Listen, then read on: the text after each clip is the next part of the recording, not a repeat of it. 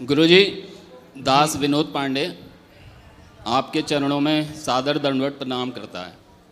गुरुजी, वैसे मेरा कोई सवाल आपसे तो नहीं है, लेकिन उन लोगों से है जो आप पे उंगलियां उठा रहे हैं, और उन लोगों से भी है जो चुप बैठे हैं सब कुछ जानने के बाद भी। उसके लिए थोड़ा सा समय मैं आपसे चाहूँगा। बिल्कुल। और 2 शब्द और कहना चाहता हूँ। बोलो। गुरुजी, काफ़ी लंबे समय से हमारी संस्कृति और जो हमारे साधु संत हैं उनका लगातार अपमान हो रहा है। सही है। और अभी हाल ही में आपके और प्रेमानंद जी महाराज जी के लिए जो अभद्र भाषा और अमर्यादित भाषा प्रयोग की गई है, उससे मन बहुत दुखी और व्याकुल है गुरुजी। और सच बताएं तो आत्मा जो है ना तार तार हो चुकी है।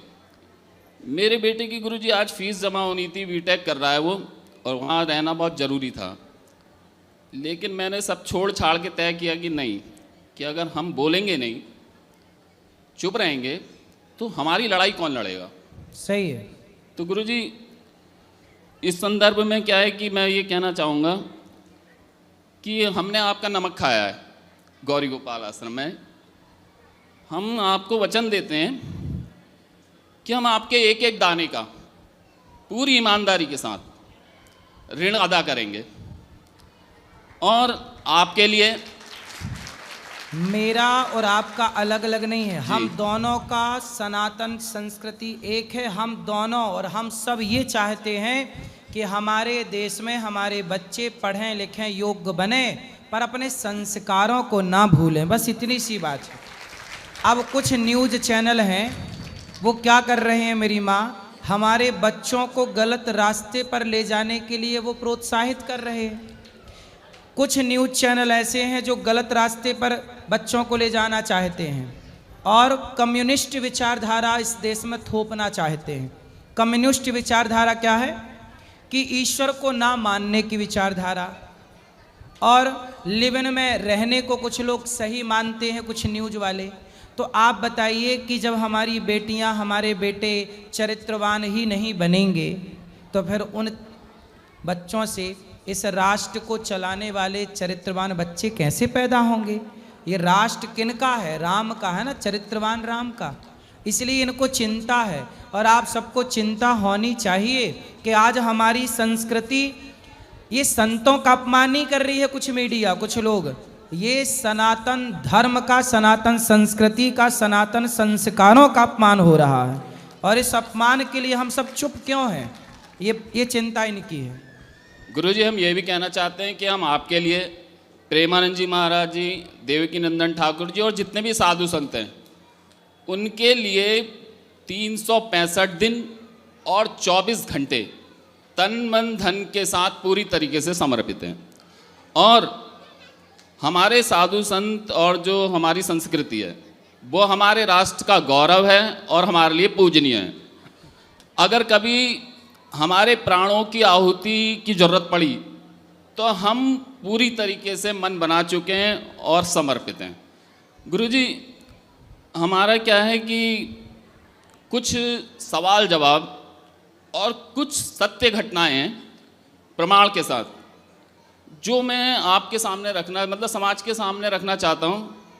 और ये घटनाएं और जो सवाल जवाब हैं वो हमारे जो मासूम बच्चे और जो युवा हैं, जो गुरुकुल के अभाव और पश्चिमी सभ्यता के प्रभाव के कारण इस जो हमारी सनातन संस्कृति है विराट, उसकी शक्ति को और हमारे साधु संतों के जो मार्गदर्शन है और उनके महत्व को, वो दूर जा चुकी है पश्चिमी सभ्यता के प्रभाव के कारण और गुरुकुल के अभाव के कारण। बिल्कुल है ना। तो गुरुजी, मैं जो सवाल और कुछ जवाब जो अक्सर उल्टे सीधे पूछे जाते हैं और कुछ सत्य घटनाएं, वो क्या करेंगी, उनकी आंखें खोलने में सहायक सिद्ध होंगी जी। तो गुरुजी, सवाल दिक्कत यहाँ है कि वो सवाल जवाब जो हैं और जो सत्य घटनाएं वो बहुत लंबा समय चाहती हैं, उनको पर्याप्त समय चाहिए। तो मैं आप जो है प्रश्नोत्तरी के माध्यम से अलग अलग खंडों में मैं आपको बता पाऊंगा। तो मैं पहली एक घटना बताना चाहता हूं आपको, बिल्कुल सत्य। गुरुजी, आपके जो कार्यक्रम चल रहे हैं, जैसे अन्न का, गौ सेवा का और वृद्ध माताओं का, ये तो सब जानते हैं, ये 3 हैं, लेकिन एक्चुअल में और भी हैं, वो बाद में बात करेंगे। तो जो गौ माता है, मैं उसका जो असर है, माता क्यों है, वो मैं बताना चाहता हूँ। और मैंने खुद पे अनुभव हुए हैं, और एक नहीं कई हैं। तो मैं पहले आपको एक छोटी घटना बताता हूँ। मेरे लिए मतलब सब छोटी कहना भी गलत है, कि हमारे पिताजी थे, श्री हीरा वल्लभ पांडे जी उनका नाम था, अब वो इस दुनिया में नहीं है। तो जब वो 80 वर्ष के थे, तो उनकी आंखों का गुरुजी ऑपरेशन हुआ, मोतियाबिंद का। तो जब मोतियाबिंद का ऑपरेशन हुआ, तो हमारे शहर मुरादाबाद में बहुत ईमानदार और बहुत ही अच्छे डॉक्टर हैं, उनका नाम अनिल कुमार जी है। तो गुरुजी, मैंने उनसे ये कहा कि हमारे पिताजी की आंखों में आप बहुत बढ़िया लेंस डालिएगा, आप जितने पैसे खर्च हों मैं उतने खर्च करने को तैयार हूँ। उन्हें ये नहीं लगना चाहिए कि मेरे बेटे ने कोई हल्का फुल्का लेंस डलवा दिया जी।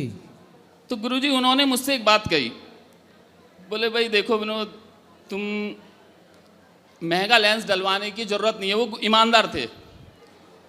मैंने कहा डॉक्टर साहब क्यों? बोले आप इसमें चाहो तो बिल्कुल सस्ते से सस्ता 1000-1200 का एक लेंस आता है, वो डलवा सकते हो। तो मैंने कहा ऐसा क्यों गुरुजी? मैंने कहा डॉक्टर साहब ऐसा क्यों? वो बोले बेटे, जो तुम्हारे पिताजी की आंखें हैं ना, बोले लेंस से असर नहीं होता है दिखाई देने में, बोले पर्दे की रोशनी से दिखना संभव होता है। और बोले तुम्हारे पिताजी की जो पर्दे की रोशनी है वो एक 20 साल के लड़के की तरह है। बोले हमने आज तक ऐसी रोशनी देखी नहीं। तो मैंने फिर भी कहा, मैंने कोई बात नहीं, आप बढ़िया से बढ़िया लेंस डाल दीजिए और हमारे पिताजी को पता नहीं लगना चाहिए। चरण में, क्योंकि समय ज़्यादा लग रहा है आपको। और जब सनातन धर्म में गाय की सेवा जब तक हम सब ने की, तब तक हमारे यहाँ हॉस्पिटलों की जरूरत नहीं पड़ी। जी। वो गाय जब से घर से गई, तब से हॉस्पिटलों की जरूरत पड़ गई। इसलिए गाय अपने आप में एक चलती फिरती डॉक्टर है। उसका दूध अमृत है, दही अमृत है, छाछ अमृत है, घी अमृत है। लेकिन पता नहीं हम भारतीय लोग जो गाय को पूजते आए, पता नहीं हम क्यों गाय के महत्व को भूल गए।